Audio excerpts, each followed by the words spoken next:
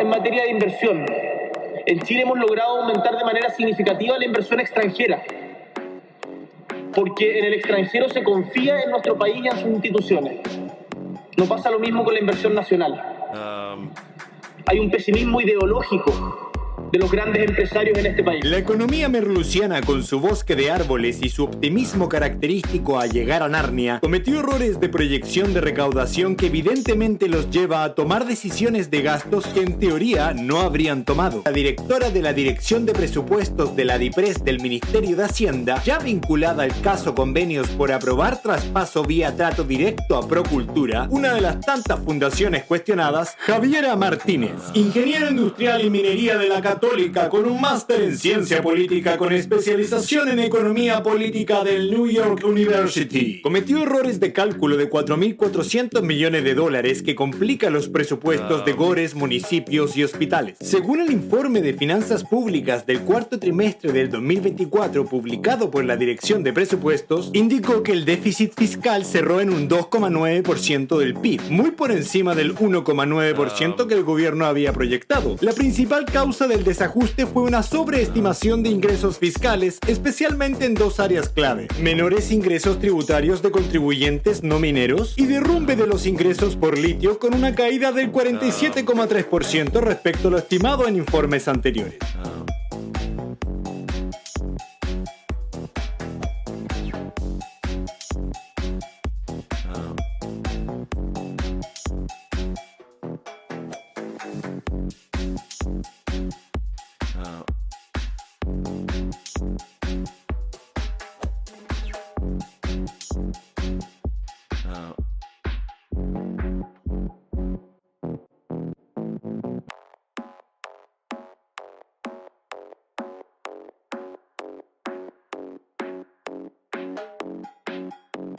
¿42% la deuda bruta del gobierno central?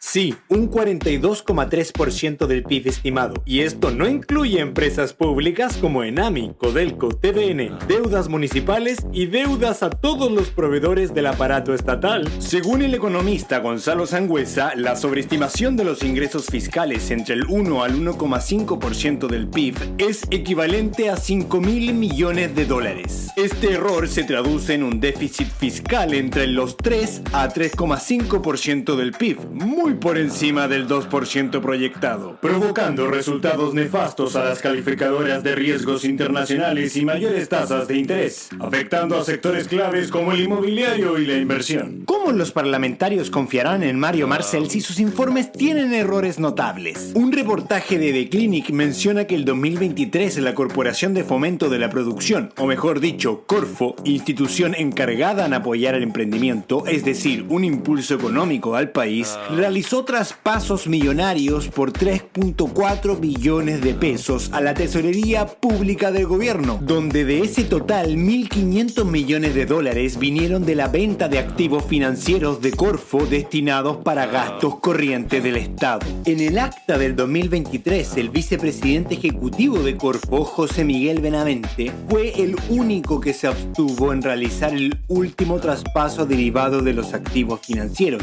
porque esto implicaba una reducción de los fondos patrimoniales. ¿Cuál habría sido el crecimiento de Chile sin el déficit? Juan Sutil, expresidente de la CPC, planteó otra interrogante aún más preocupante. De no existir este manotazo al patrimonio fiscal, ¿cuál habría sido el déficit efectivo? Tomar patrimonio que tiene un destino distinto para hacerlo uso en gasto corriente del Estado. Y por otro lado también para decir que el presupuesto está equilibrado. Si no hubieran existido esos traspasos, estaríamos hablando de déficit aún mayores. La respuesta que entregó la Dirección de Presupuesto al medio ya citado fue que los recursos por los que se consulta fueron ya destinados al financiamiento general del presupuesto de la Nación de dicho año y que no es posible especificar algún destino del gasto. Es decir, María José Tomás, no sabemos a dónde fueron a parar esos recursos. Solo para recapitular, ¿esto es algo extraordinario? No. Ya ha ocurrido antes. Lo preocupante es la magnitud de los retiros.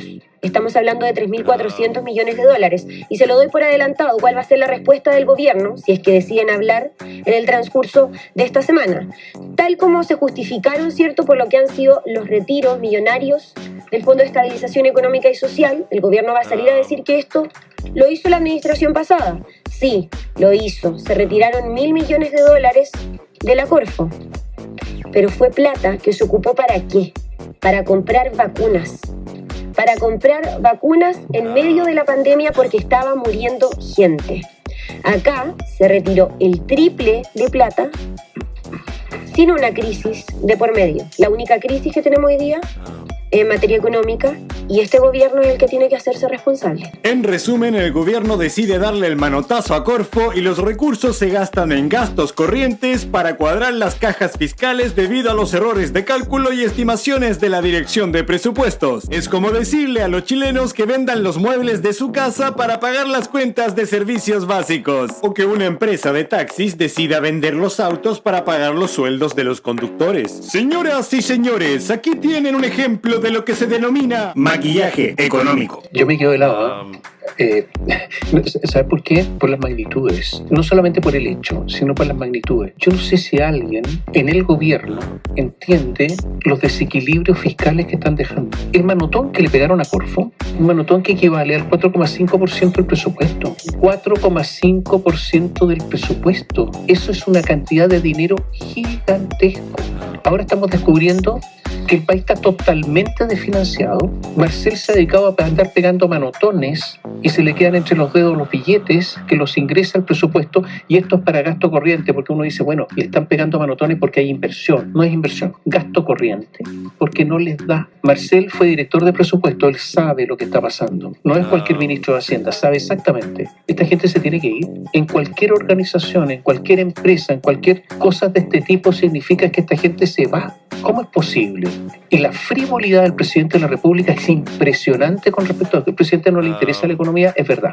Tiene lejanía con los números, es verdad. Es un presidente que le interesan otras cosas, es cierto. Pero un mínimo de responsabilidad, esto es increíble. El último manotón, porque fueron varios durante el año, ¿no es cierto? ¿Tú lo cuentas? Fue de 1.500 millones de dólares. ¿Y qué pasó con el presidente, vicepresidente ejecutivo de la Corfo, nombrado por el presidente? Se abstuvo, dijo no más. Y dejaron a la Corfo con estos 3.500 millones de dólares menos. Esto es un asalto, parece un asalto al Brinkspoon. Yo no había visto esto. En serio. Solo para que entiendan como la magnitud de lo que ha significado siempre el utilizar los recursos de la Corfo, uno de los traspasos más grandes que se hizo fue entre 2010 y 2014, cuando una parte de estos destinos, de estos recursos, se utilizó para capitalizar el metro. Otro se transfirió a Hacienda.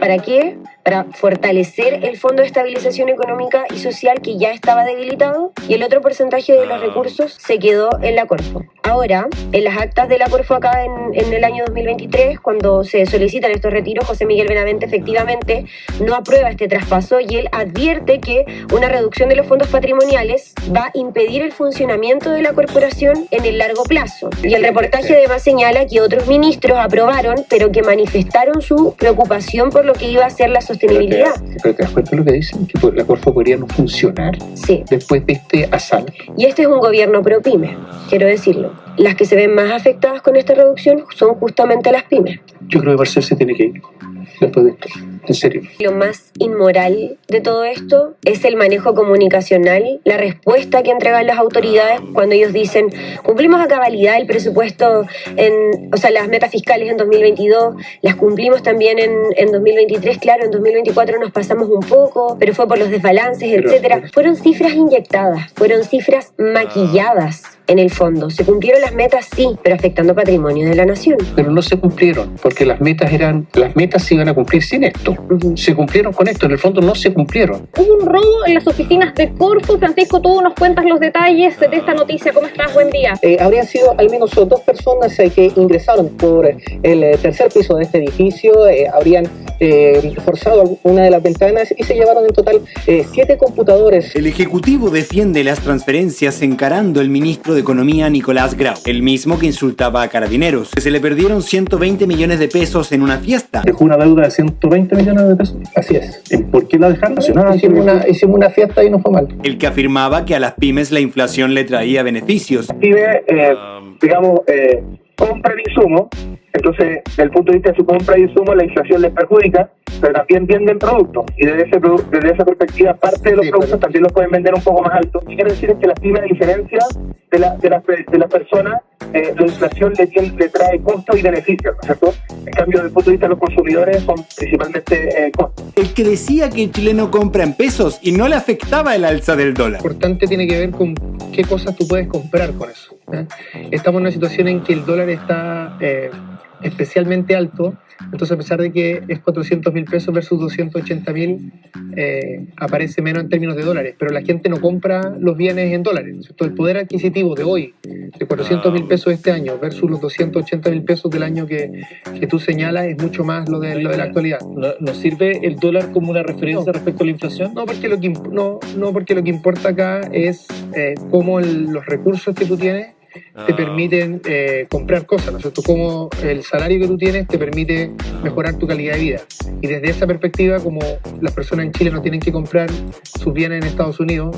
¿Por qué ocurrió esto? Bueno, por una razón muy simple, porque había un precio muy alto del litio, y por lo tanto habían ingresos muy grandes del litio que llegaron a Corfo, así como también hay otros ingresos que llegaron directamente al Tesoro, y por lo tanto era natural que el Ministerio de Hacienda buscara utilizar esos recursos para justamente poder responder a las necesidades del país. Yo estoy seguro que quienes están viendo esta entrevista entienden perfectamente bien que si uno un año en particular tiene más ingresos y tiene urgencias sociales en materia de seguridad, por ejemplo, con la necesidad de más carros para los policías, si necesita abordar nuestro desafío en materia de salud, en materia de vivienda, es normal que los recursos que tiene el país, en este caso los recursos por un mejor precio del litio, justamente se puedan gastar en estas prioridades que son las prioridades que hemos definido en materia presupuestaria. Piñera, cuando le traspasó el poder a Boric, le entregó 4 fondos especiales. Sí. 4 fondos especiales.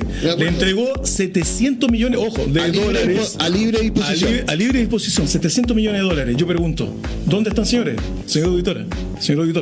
Segundo fondo, para la salud, le entregó 896 millones de dólares. Sí. ¿Usted ve cómo está la salud hoy día? 3 millones de personas en lista de espera. 40.000 personas fallecen, 40.000 compatriotas fallecen al año en lista de espera.